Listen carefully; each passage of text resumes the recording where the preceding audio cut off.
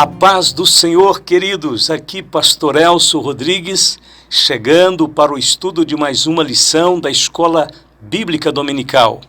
Hoje estudaremos a lição número 9, com o seguinte tema: o caminho, a verdade e a vida. Vamos para a introdução de nossa lição.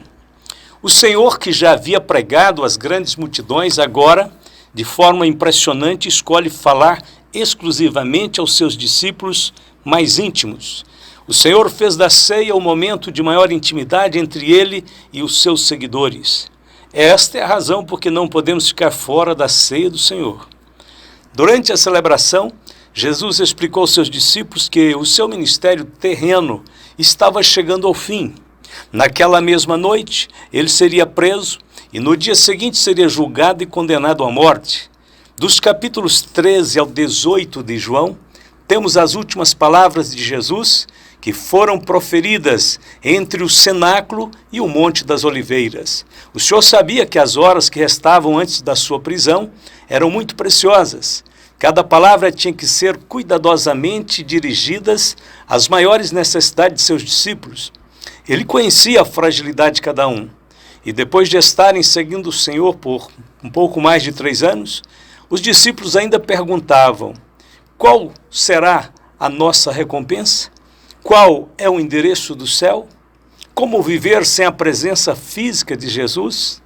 Conhecendo as suas mentes e para acalmá-los, Jesus então passou a falar: não se turbe o vosso coração, credes em Deus, crede também em mim. Na casa de meu pai há muitas moradas, se não fosse assim eu vou-lo teria dito, vou preparar-vos lugar. João 14, 1 e 2. Para Jesus, a maior recompensa é o céu. Jesus sabia que ainda restava um longo caminho para os seus discípulos trilharem. Eles teriam que enfrentar grandes perseguições, calúnias, sofrimentos e a própria morte. Assim o Senhor Jesus sente necessidade de consolá-los. Jesus não consola os discípulos prometendo-lhes dinheiro, posição social ou qualquer outra vantagem material. Jesus promete-lhes dar o céu, porque o céu é a maior recompensa. Porque mesmo que os homens vivam 100 anos ou mais, gozando do melhor desta vida, todos chegarão ao fim da vida com a certeza de que não viveram o suficiente. Ninguém consegue fazer caber no tempo aquilo que é eterno. A vida é bem mais do que 50 ou 100 anos. O Evangelho de Jesus é relevante para o homem do século XXI, porque é fundamentalmente o Evangelho da vida eterna. O homem rico da parábola disse à sua alma: alma, tens em depósito muitos bens para muitos anos, descansa, come, bebe e folga. Mas Deus lhe disse: louco, esta noite te pedirão a tua alma, e o que tens preparado, para quem será? A alma humana, porém, não precisa de coisas, mas de vida. Foi exatamente isso que Jesus prometeu aos seus discípulos. Ele disse: meus filhos, não fiquem tristes e nunca desistam da fé. Mesmo que vocês tenham que passar por vales secos e sombrios, sigam em frente. Após o último obstáculo, quando vocês cruzarem o rio da vida, avistarão uma lindíssima mansão com uma placa escrita: Casa do Pai. Quando chegarem lá, eu os estarei esperando e os vossos aposentos estarão impecavelmente arrumados. Vou preparar-vos lugar.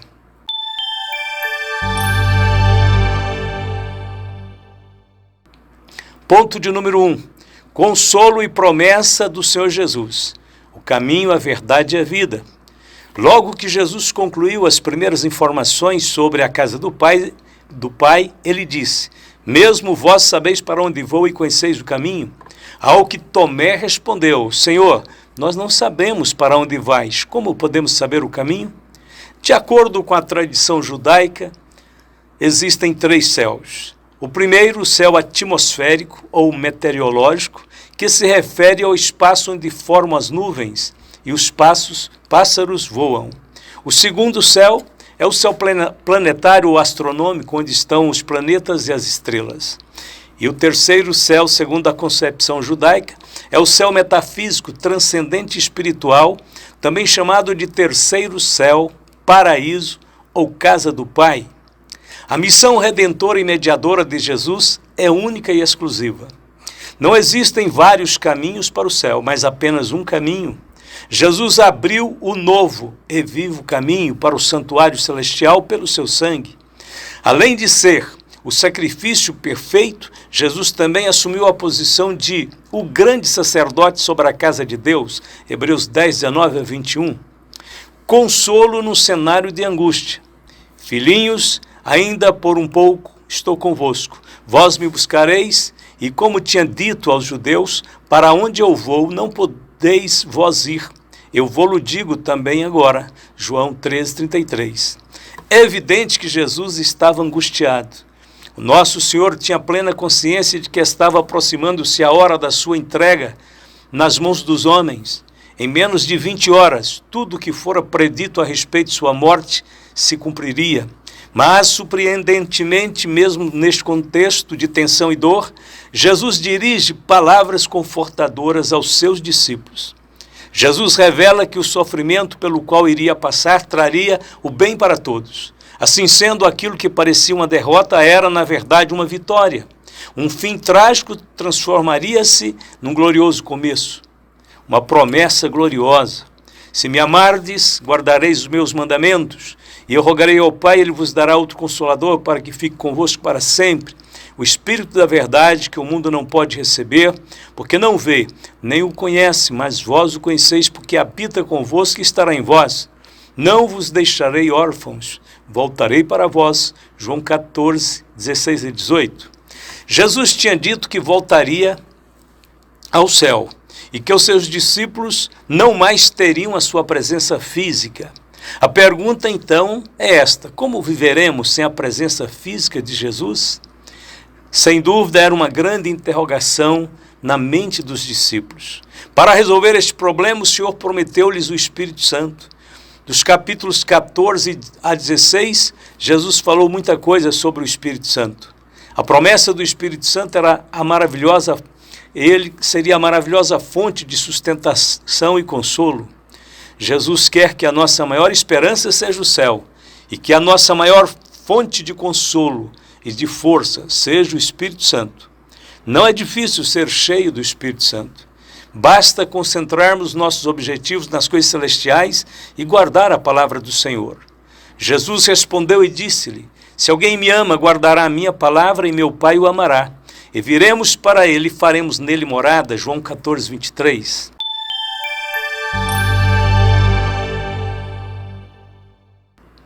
Ponto de número 2.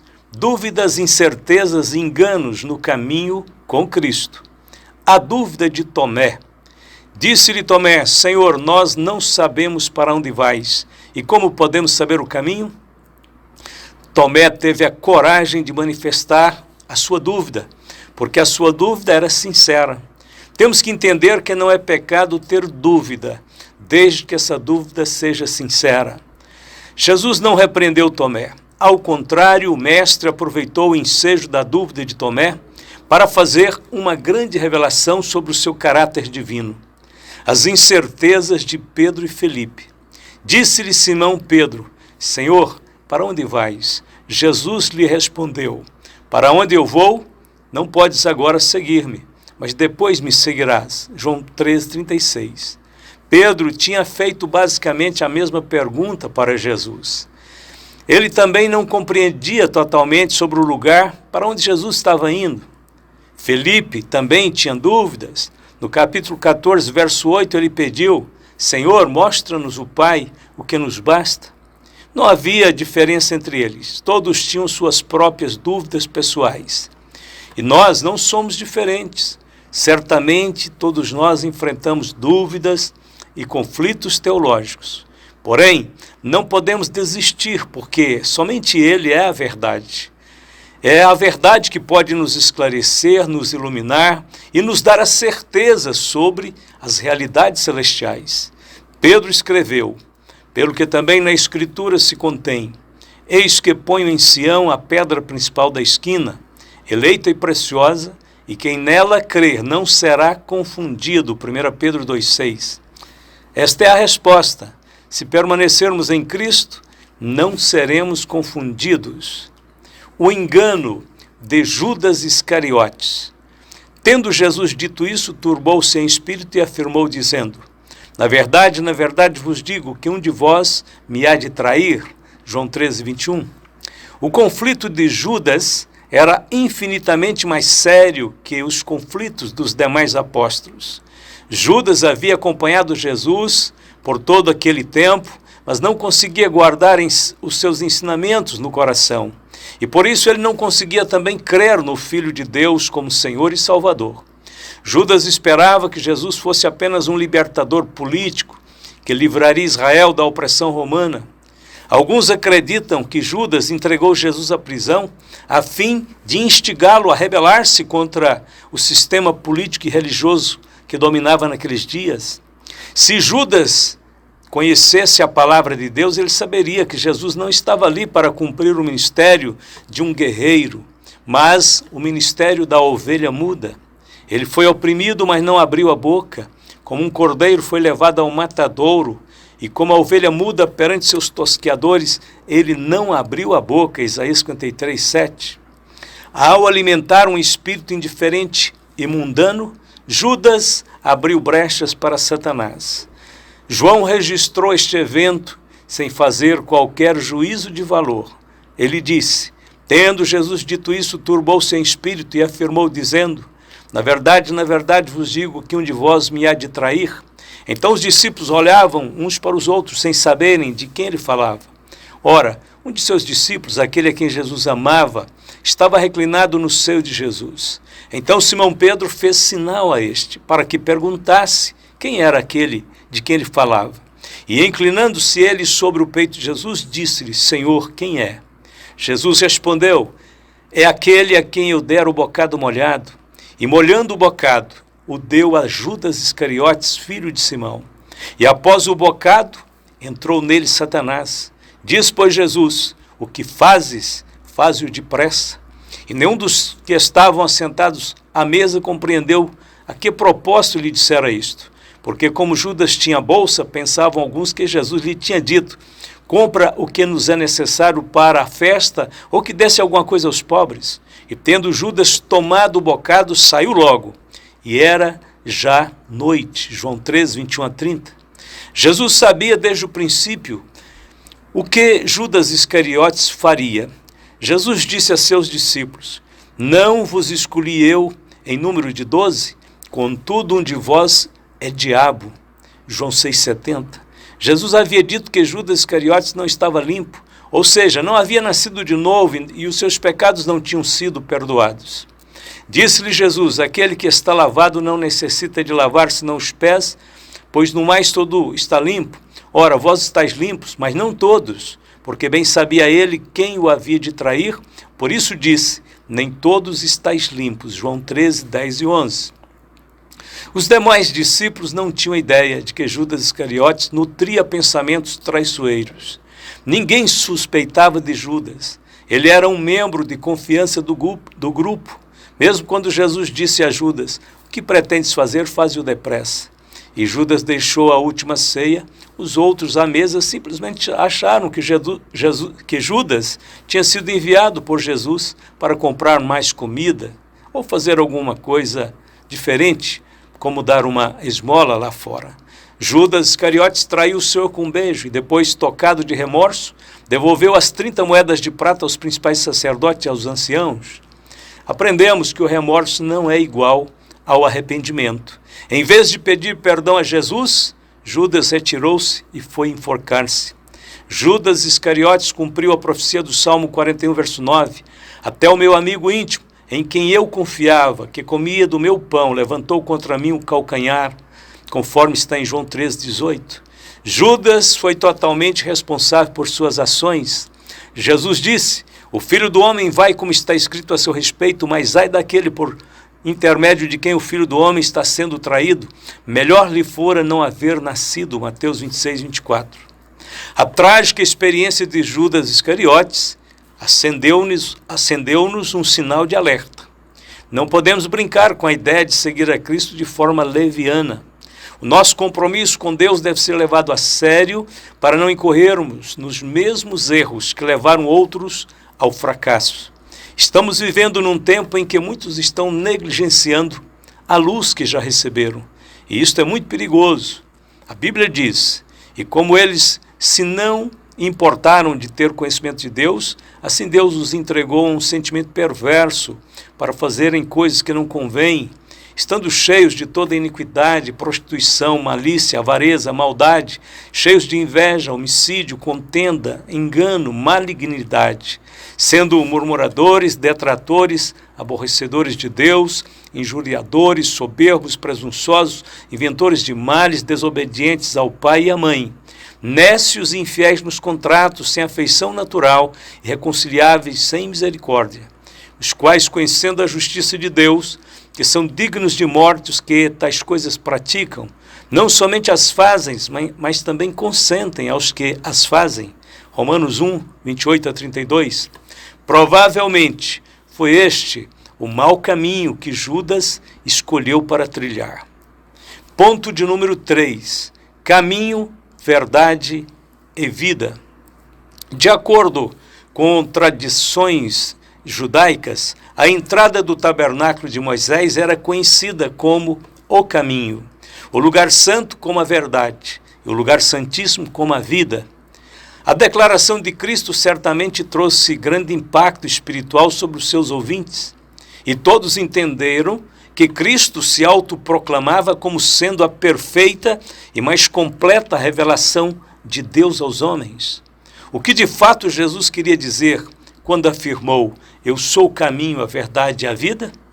Primeiro, quando ele diz, eu sou o caminho, caminho fala de acesso, de direção e de mediação.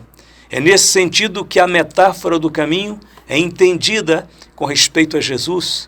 No caminho encontramos placas indicativas que devem ser respeitadas. Isso fala da doutrina do Senhor.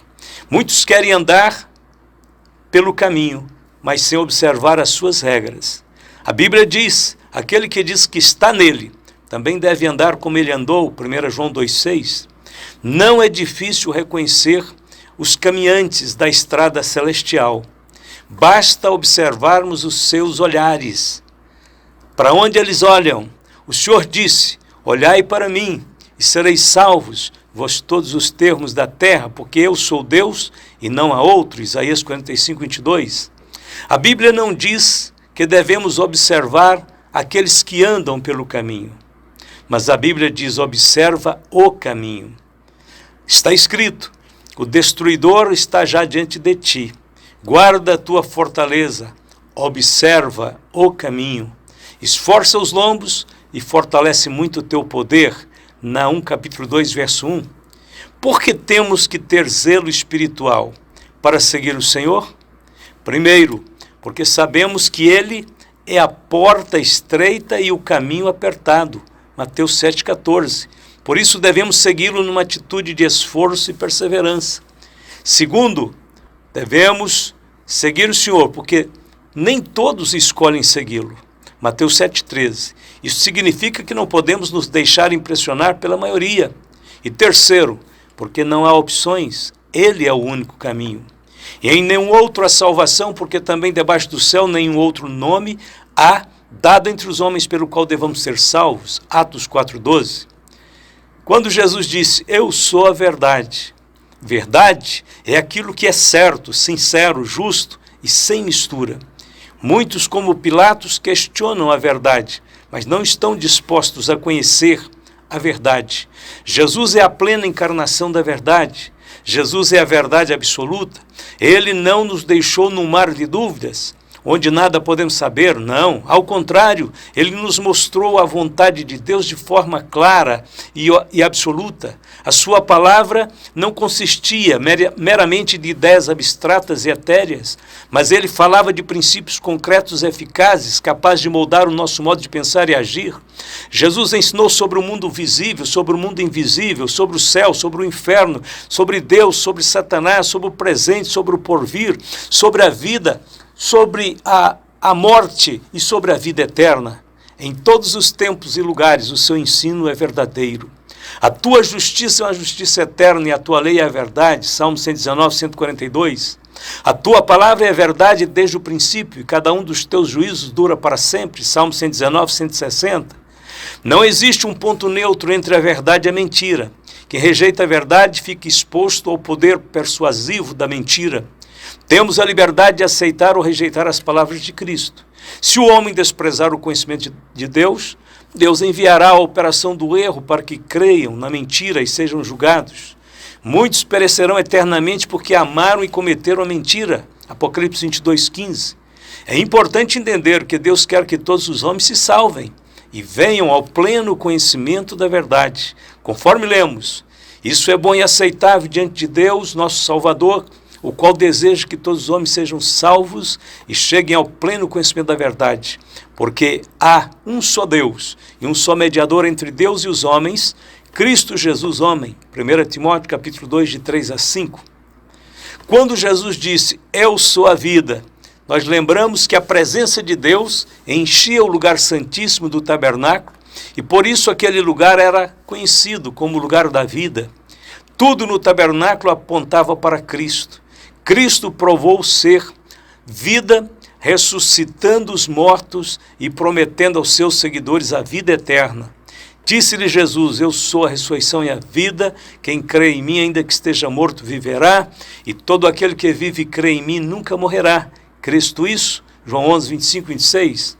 Ele próprio ressuscitou de entre os mortos na manhã do primeiro dia da semana, conforme Paulo bradou, mas agora Cristo ressuscitou dos mortos e foi feito as primícias dos que dormem. 1 Coríntios 15, 20. No final dos tempos, os mortos ouvirão a sua voz e sairão dos sepulcros. Porque, como o Pai tem a vida em si mesmo, assim deu também ao Filho ter a vida em si mesmo, e deu-lhe o poder de exercer o juízo, porque é o Filho do homem. Não vos maravilheis disso, porque vem a hora em que todos que estão nos sepulcros ouvirão a sua voz, e os que fizeram bem sairão para a ressurreição da vida, e os que fizeram mal para a ressurreição da condenação. João capítulo 5, 26 a 29. O apóstolo João o reconheceu como o verdadeiro Deus e a vida eterna. E sabemos que já o Filho de Deus é vindo e nos deu entendimento para conhecermos o que é verdadeiro.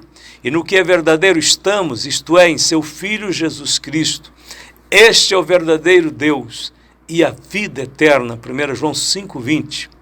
Vamos para a conclusão desta lição.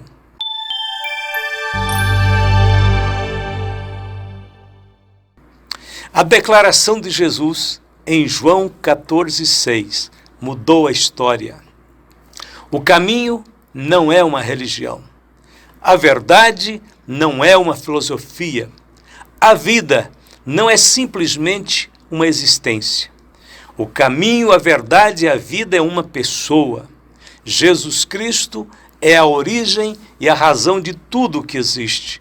É impossível entender o mistério da vida sem olharmos para ele.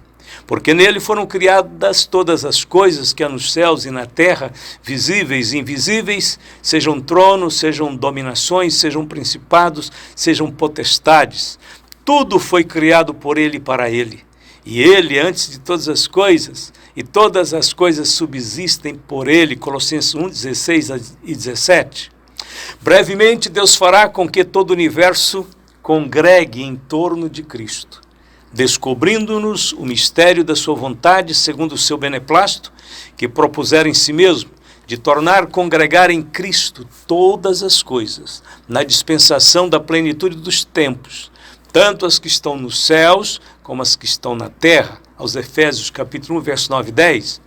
Nós que já estamos seguindo pelo caminho, crendo na verdade e desfrutando da vida eterna, temos que reafirmar a nossa fé a cada dia mais em Cristo, porque uma porta grande e eficaz se me abriu, e há muitos adversários, disse Paulo. Os adversários surgem em forma de dúvidas, de temores, ou às vezes do desânimo, porém não podemos parar no meio do caminho. O nosso alvo é chegar na cidade celestial. Ao longo da caminhada, o Senhor renovará as nossas forças. Quando John Bunyan escreveu o livro O Peregrino, ele narrou que, a certa altura da caminhada do cristão, ele se sentiu perturbado pelas aflições do mundo. Nesse momento, temores e dúvidas encontraram lugar no seu coração. Então ele avistou um grupo de pastores de ovelhas que estavam no campo, aproximou e expôs-lhes as suas dúvidas. E os pastores lhe disseram: olha, nós estamos aqui para te ajudar. Então o cristão disse-lhes: eu estou fugindo da cidade da destruição e pretendo chegar à cidade celestial. Gostaria de saber se estou no caminho certo e se a cidade celestial ainda está longe. Os pastores lhes disseram: sim, você está no caminho. Dê uma olhada aqui. E tomando uma luneta, deu ao cristão e disse: olhe naquela direção. Emocionado, o cristão exclamou quando olhava: eu estou vendo os portões da cidade celestial, lindos portões. E os pastores então disseram: siga nessa direção e não distraia pelo caminho. Breve você alcançará a cidade celestial. O Espírito Santo também mostrou a cidade celestial para o apóstolo do amor.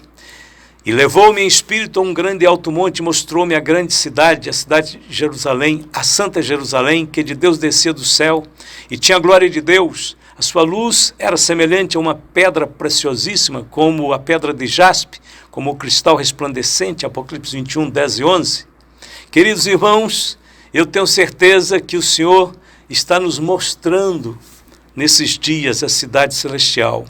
Espero que todos nós tenhamos olhos para ver o que Cristo está querendo nos mostrar nesses últimos dias. Precisamos seguir olhando para Cristo. As promessas do Senhor fortalecem a nossa fé. Brevemente estaremos com o Senhor. Nós vamos terminar por aqui, aguardando você para o próximo estudo. Com certeza, novos estudos maravilhosos estão vindo por aí. Que Deus te abençoe e até a próxima semana, se Deus assim nos permitir. Terminaremos com aquela oração de gratidão. Querido Pai Celestial, obrigado pela sua palavra, pela forma, Senhor, como o Senhor nos guia. Nós estamos no caminho, estamos, Senhor, vivenciando a experiência do conhecimento da verdade e, com certeza, Senhor, a plenitude da vida já foi, Senhor, derramada, já foi implantada em nossos corações. Nós só temos que te adorar, te agradecer e manter firme a nossa caminhada em direção à cidade celestial. Obrigado, meu Pai. Rogamos, Senhor, que abençoe a todos os teus servos em toda parte deste planeta. Que o Senhor possa abençoar as frentes missionárias, os pregadores, pioneiros. Que o Senhor possa abençoar os professores da escola dominical, todos aqueles que estão empenhados, Senhor, em ver a tua igreja crescer, em edificar o corpo de Cristo. Usa em tuas mãos, abençoe todos os teus servos, todos aqueles que são ovelhas do Senhor, que o Senhor possa guardar em teu amor. Nós te pedimos, Pai, que o Senhor nos guie de forma plena, segura, todos os dias da nossa vida. Obrigado, meu Pai, fica conosco. Nós te agradecemos por Cristo Jesus, hoje e sempre te louvando. Bendito seja o teu nome, todos podem dizer amém e amém.